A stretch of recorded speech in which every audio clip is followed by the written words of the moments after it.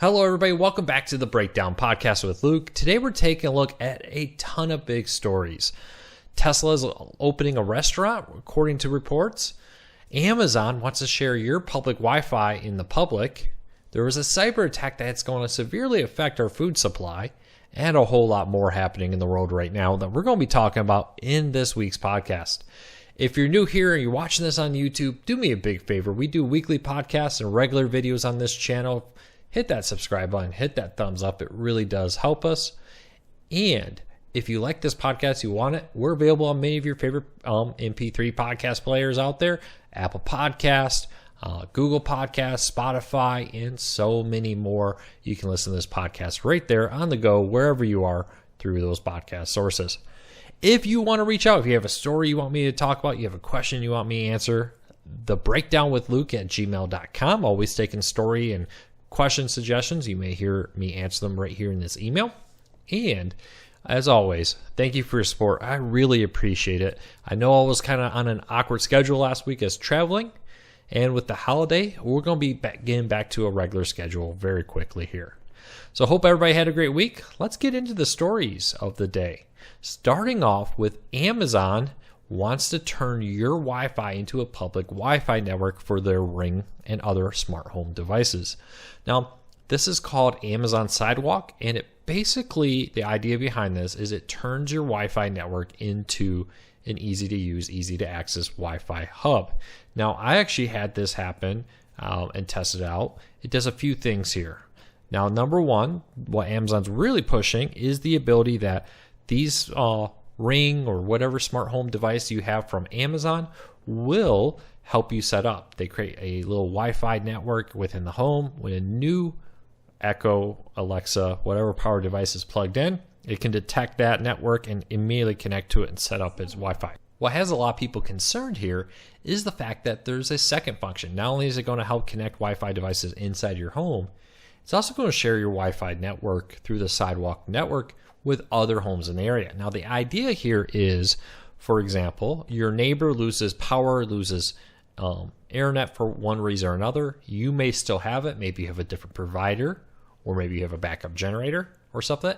And that will allow the devices for your neighbor's home to remain online because they're powering through your network. Amazon's hope is this will help protect homes from the old trick of, oh, I'm just going to cut the internet cable here or the phone cable, and then the security system can't report back to wherever it's reporting, and I can go break into that home and open it up. And that raises a lot of questions. A lot of people are not happy about that feature, and they're very scared. I don't want my internet being shared with other people out there. Amazon's, of course, countering that this is only going to be available to select things like Amazon Echoes or Ring security cameras. But a lot of people are concerned about the possibility of this network turning into a massive mesh network out there that anybody just gets internet through. Now, we've seen this happen before. Many internet companies like Comcast and more have turned your Wi-Fi networks into public hotspots that get shared with any of the other Comcast customers, something that many people were upset about and kind of went away. Some places still do it, some don't. And more businesses a lot of times offer this feature, and it's something that many people scratch their heads about. But if you're using it, if you're a Comcast customer, you go into business and you see a free Comcast Wi-Fi network, if you're a Comcast customer, it's a pretty cool feature. So really nice to offer there. But what do you think? Do you like the idea of Amazon Sidewalks where your Echo or your Ring device creates another Wi-Fi network which shares the internet? It makes setting up new devices very easy. I won't lie. When I connected an Echo, I plugged it in. It instantly detected the network, instantly linked to my account because it recognized the account on it, and boom, I was done. I didn't have to set up the Wi-Fi, do anything special. It just worked. And I am kind of interested about the idea of the Wi-Fi network that goes across your neighborhood through this mesh system. It is a common tactic of burglars now that they cut the internet cable, they cut the power cable, and then they go in because so many of the security systems rely on internet. Now, many of the big ones, the professional systems like ADT and more, also have a backup cellular network. But a lot of the smaller ones, Rings and more, rely on your internet to go out there. And this is kind of a way around that. Now your neighbors need to cut all the wires for all the homes around you, or they run the risk of the network still being online and still reporting their activity. So let me know, are you concerned about Amazon Sidewalk? You can turn it off. If you Google disable Amazon Sidewalk, you'll quickly find a way to disable that and go and find how to turn that off. I'm actually kind of leaning towards leaving it on my end, but I want to hear what you think. Do you think this is something that you're afraid of, or is something that you're excited about? Leave me a comment, let me know. Now, one of the things that's been out there for a while, really exciting people, is the Nintendo Switch Pro.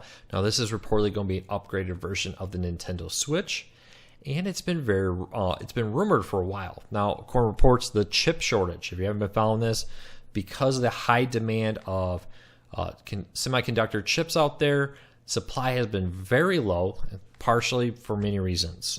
Some places ramped down expecting lower demand, which never happened. Other places, because of the pandemic last year, had to temporarily at times shut down production. That resulted in the fact that there was a chip shortage. Demand stayed high, production went down, chip shortage. Classic supply and demand economics here. Well, that's finally kind of resolving. And Nintendo reportedly, and Sony too, reportedly have new devices on the way that have been delayed because they were concerned about being able to secure enough chips to supply the demand. One of those devices was the Nintendo Switch Pro, a slightly upgraded version of the Nintendo Switch with better graphics, 4K support, and more. Now we know that it has been confirmed. A French retailer has gone out there and listed it on their internal network for about 399 euros, if I'm reading that right. Now, past that, very little is known. The internal listing doesn't has a blanked out section for the release date. All we know is the price and the name will be the Nintendo Switch Pro. Now, for a while, it was rumored to be the Nintendo Switch or Super Nintendo Switch, kind of like the Super NES. But no, they're going to go with the Pro side of it, according to this leak. We'll have to see how this all plays out. But this is typically how we often find out about new devices. The fact that they were leaked in kind of these internal store documents, usually from GameStop. They're pretty bad about that. All right, next story up of the day. There has been another massive ransomware attack that struck a major backbone of the U.S. A few weeks ago, an oil pipeline was struck by a ransomware that shut it down for almost a week, I believe it was. Now, the world's largest meat producer has fallen victim to a similar ransomware attack and was forced to stop all production. This has raised fears of a meat shortage, though it's been reported that this is only expected to be about 5% drop in total meat production for the United States. The big fear here, though, is panic buying. Now, if you're listening to this, the problem is you may not panic buy, but will somebody else panic buy? When somebody else panic buys, that kind of makes you panic buy. When you come into a grocery store and somebody came and cleared it out, now suddenly you're worried, so you're buying up everything, and then the next grocery store, and it's kind of a domino effect, much like we saw with toilet paper last year. Though I think hopefully this won't be too big, because let's be honest, how much meat can you store in your home? Especially with meat freezers and more being very hard to get. Last year, people panic bought meat and bought up all the freezers, and we're still trying to recover from the freezer shortage. Kind of that domino effect, right? People are afraid last year because some factories shut down for meat production. They bought up all the meat, they bought up all the freezers. Other people wanted to get in it, they couldn't buy freezers and more, and it just takes a while for this cycle to kind of play out. It'll be interesting. The producers say they plan to be online very quickly, but they did shut down all their factories. And they anticipate the impact to be very minimal, as long as there won't be a massive panic buying. That's the problem. And, you can say that everything's fine as long as we have everybody behave. But that's the difficult part. Now, my real thing with this is I think it's time we treat these type of ransomware, these types of national security, or these type of ransom attacks should be a national security issue. They should be treated as terrorism, no different than a physical attack, because the damage that this pipeline has caused and the damage that this meat hack has caused was no different than if it was a physical attack on these positions. And what's next? Healthcare has been reportedly targeted for these kind of things. We've also reportedly heard that power grids, power networks, and more have been targeted. So far, we have not seen mass power blackouts, but how long until something like that happens? We must treat this like terrorism.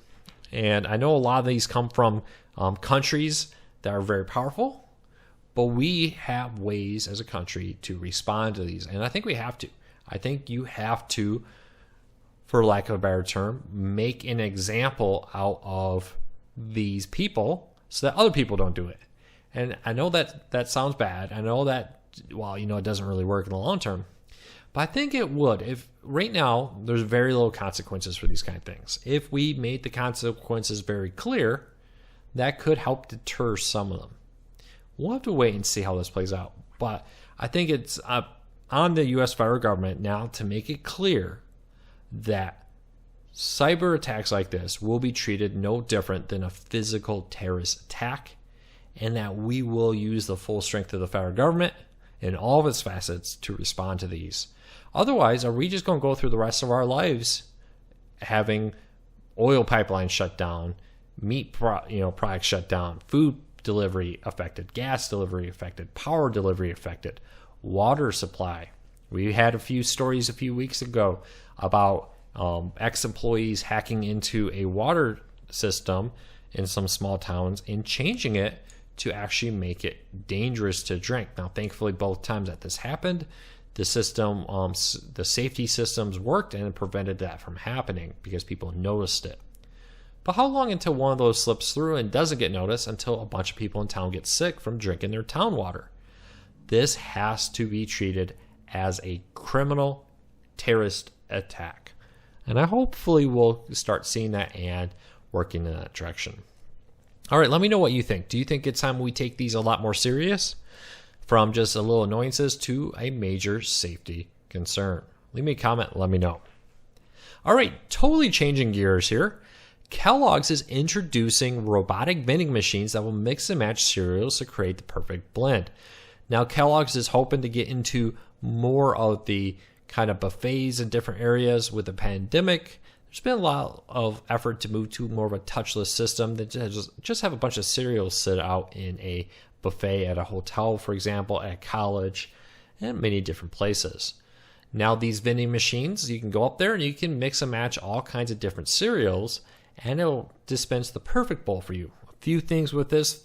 One of the reasons why Kellogg's and hotels and more are willing to pay money for these vending machines, because you're probably reacting like I first did. Well, why would I spend thousands and thousands on a vending machine? That doesn't seem to be a good return.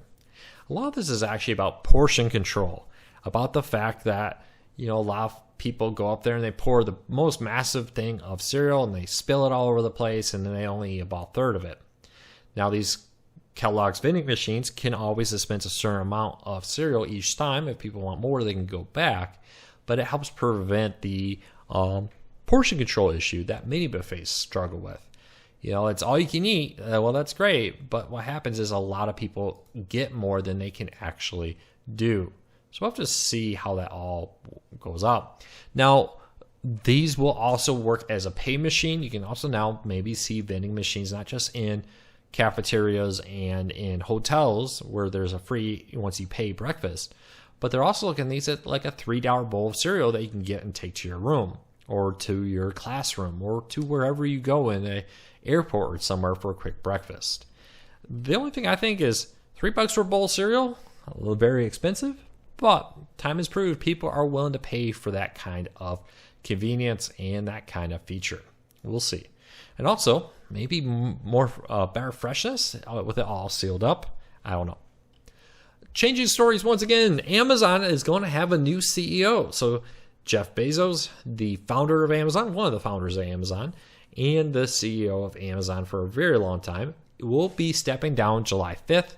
He will remain with the company, of course, in more of a chief executive or in more of an executive role on the board in different places. But Andy Jassy, Jassy, my dyslexic brain probably butchered that, who currently runs Amazon Web Services after nearly 3 decades, will now take over as the CEO of Amazon. Big change. Now, Of course, probably in the short term, we won't see any changes here. But in the long run, this always happens. You see all that at Microsoft, right?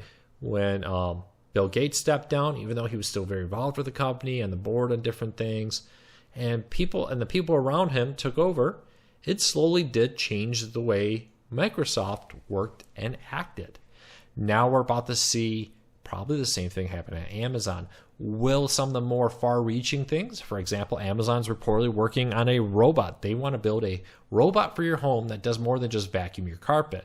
The problem is they want to be, I believe, in the sub $2,000 range. They want to be able to roll out a robot that will do a lot of tasks, very basic things now, also act as a roaming echo, but maybe can also help do vacuum, but also minor tasks, carry things, help move things, stuff like that for under $2,000. Will they be able to pull that off or not? Will the new CEO be willing to drop the millions or billions of dollars, depending on how expensive that project gets, into things like that? Jeff Bezos has always been very willing to take a risk on new products. Will Amazon in 10 years be willing to take that same risk? We'll have to wait and see. Let me know. Are you concerned about the change? Are you excited about the change? All right. Would you go to a Tesla restaurant? One of the big problems with electronic vehicles for now, there's always work trying to address this, is the fact that if you're on a road trip, halfway through it often in an average day drive, you're going to have to stop for a couple hours and charge your vehicle. Now, many restaurants like Cracker Barrel are trying to become the place you want to stop and get your food. Cracker Barrel is installing a lot of electronic chargers for electronic vehicles, which kind of brings Cracker Barrel back to their early days when they were originally a gas station and restaurant. Gas stations kind of went away eventually, and they just focused on the restaurant. But Tesla wants to get in on that, and they filed a trademark that suggests that they are looking to launch their own restaurants that they can put at their charging stations. So as people come, they have a place to get out, stretch their legs, eat a meal, charge their vehicle, and more. This is described as restaurant service, pop-up restaurant service, self-service restaurant services, takeout restaurant services, and more, according to May 27 filing. This kind of sounds like basically the next generation of gas stations. Instead of there being gas pumps, you'll have Tesla chargers. A few problems with them: they take up a lot more room than your traditional gas station because you have so much more out there that you need to fill and or land, because you have all these cars. You don't pull up, you don't spend 5 minutes filling your tank and drive away. You pull up and you spend a few hours. And I think so far that's been one of the big issues. And according to reports, up to 20% of electronic vehicle owners have returned back to gas vehicle owners because of issues. We've also seen electric vehicle owners offer rental car options to help you get bigger vehicles or get gas-powered vehicles to replace your electrics, which may not offer it. I love cross-country driving. I got a few coming up this summer I'm going to be doing. Honestly, more than I love flying, to be honest with you. And electronic vehicles, that's been my main concern. How can I drive from here to Texas without having to spend 6 hours on the side of the road charging my vehicle? Or from here to Maine, for example. I want to be able to just gas up my car and go. I am very excited about the graphene batteries and more, which have much higher rates of charging and much higher battery capacity for longer driving and longer lives of them. But until things like graphene batteries come down in price, we're still stuck with the current generation batteries, which do require long charging times. We'll have to wait and see how it plays out. But let me know, what do you think of Tesla's restaurant idea? To me, it makes perfect business sense. They have the need for people to be sitting on the side of the road. What are they going to be doing during that time? All right, changing subjects again. Walmart is increasing store hours, and one more sign that things are slowly getting back to normal. Good news, a few things. Walmart will start opening their stores at 6 a.m. And one of the interesting things that started during the pandemic is senior citizen only hour. With the seniors being more susceptible to the pandemic, many stores offered exclusive hours there for senior citizens, though I was always curious how well they enforced it. But they're going to continue that. I kind of wonder if that's one of the things that will continue permanently, these selected hours for whatever. Now, there's many things that I kind of actually have enjoyed about the pandemic. One of them is going to hotels and having a clean menu. I don't know why. It seems like a lot of hotels, especially big national chains, you go in, they hand you a menu, and you look at this disgusting, sticky, slimy, grimy looking menu, and you're like, really? So I've really enjoyed the fact that they've been clean menus, and I hope that's something that continues. But Walmart is still far away from 24 hours. According to many reports, one of the main issues from their goal of getting back to a 24-hour service is employees. Walmart and many other stores are struggling to get employees, and they kind of listed that as currently the main now reason that they are still running during limited hours. We'll have to keep a close eye on this, see how it plays out. But have you noticed things are starting to get back to normal at all? It seems like every week we see more and more little things that are drifting us back to more of normality. I would say a 2019 normality at least. Leave me a comment. Let me know. All right. I absolutely love reading books. I actually finished 2 books in the last week during my trip. Used Audible to listen to some. Absolutely love that when I'm driving and much more than listening to music on the road. Are you the same? Leave me a comment. Let me know if you love audiobooks, no matter where you get them. But I have 2 books. So I'm a big fan of rotating between fiction and nonfiction. I usually try to read one and then read the other. Sometimes if I'm in a series, I'll finish all the series of the book and then jump into a different genre. So I have both a nonfiction and a fiction book to recommend today. And I'll put links to these in the show notes down below, both on the MP3 version and on Amazon. Or on YouTube to the Amazon listing, Starting off with Andy Weir. Now, if you watched the movie The Martian or read the wildly good book The Martian, highly recommend that you check out his new book called Project Hail Mary. The Earth is slowly dying because of the sun, and there is a long shot plan to send astronauts deep into space to try to figure out if they can solve the mystery of what's causing our sun to dim. Unfortunately, the last remaining crew member, when they wake up from hibernation, can't remember anything, suffering from a bad case of amnesia, and we will now hopefully be able to save the Earth if he can figure out what he's doing. Very, very good book. I know it's a sci-fi book, and that may turn some people off, but the book itself is excellent. Well written, good pacing, great story. Just checking out on Audible of over 8.2 thousand reviews there, or 4.5 stars. See if I can get the exact 4.7 stars out of 5 on Audible and on Amazon. Highly, highly recommend it. Check it out there. I'll put a link to it. Project Hail Mary, a novel by the author of The Martian, which was made into the wildly popular movie. And lastly, Lessons in War. Essential Lessons from Those Who Made History. This is a book about leadership, and in particular leadership during war, but I thought it was a very interesting book in general. Now, this was by Andrew Roberts. I've actually really in the last year enjoyed his writings. I read his book on Napoleon and Churchill, and I have a few others of his in my lineup now, but he has this one on leadership. And if you are somebody, really if you live or breathe, I would recommend that you check out his book. It's on sale right now, down to just $14.99 for a brand new one. Kindle is $12.99, and of course you can get the audiobook or hardcover. I would recommend this book if you're in leadership or if you just are a human and want to learn some important lessons.